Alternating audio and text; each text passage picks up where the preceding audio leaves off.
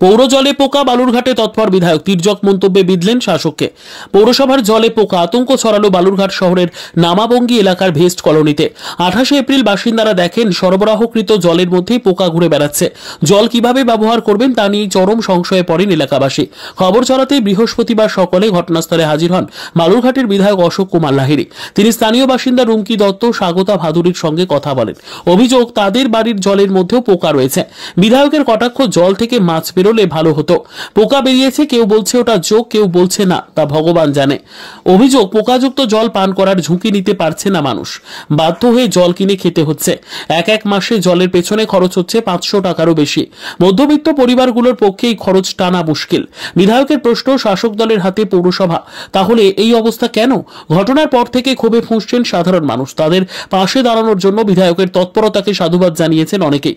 পৌরসভার তরফে যদিও এই বিষয়ে এখনো পর্যন্ত কোনো সরকারি প্রতিক্রিয়া মেলেনি। এখানে পৌরসভা দুরকম জল দেয়, একটা হচ্ছে পানীয় জল আর একটা হচ্ছে এমনি জল। এই পানীয় যখন বলছি তখন খাওয়ার উপযোগী। তাহলে 9 নম্বর ওয়ার্ডে গিয়ে দুটি বাড়িতে, একটা বোধহয় স্বাগতা ভাদুরী আর একটা রিঙ্কি দত্ত, ওদের বাড়িতে গিয়ে খুঁজছিলাম। যেটা হলো, জল যে আসছিল 3-4 দিন আগে, ওই জলের মধ্যে পোকা বেরিয়েছে। তো এখন পোকা মেয়েরা ডার্মেটোলজিস্ট নন, সুতরাং ডার্মেটোলজিস্ট না তো কি বলে, ইনসেক্টসের সম্বন্ধে যারা বিশেষজ্ঞ। কিন্তু ওদের দেখে মনে হয়েছিল জোঁক না পোকা, এটা কিছু হবে, কিন্তু ওইরকম থাকার কিন্তু পানীয় জল নয়। সেটাই যেটা আমার খারাপ লাগলো, সেটা হচ্ছে পানীয় জল বলে সরবরাহ করছে, কিন্তু ওই জল খাওয়ার তো সাহস হচ্ছে না। তারপরে ওরা জল কিনছে।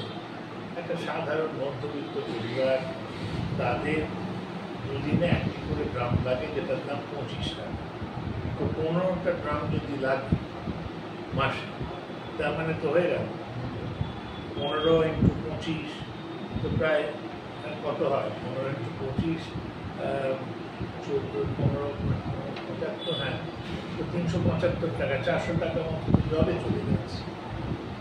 তো এই সম্বন্ধে পৌরসভা কী করছে আমি জানি না, কিন্তু জলে নিশ্চয়ই যখন পাইপ লাগানো হয়েছিল, পাইপে কোথাও ফুটো আছে, ওখানে তো আকাশ থেকে পড়েনি পোকা, ওই পাইপের মধ্যে পোকার বাস আছে, এবং ওই একদিন বেরিয়েছে তারপর আর বেরোয়নি, তাতে তো নিশ্চিন্ত হওয়ার কোনো কারণ নেই। সমস্যার তো সমাধান নেই। এইটাই দেখলাম পৌরসভা কী করছে তো বুঝতে পারছি।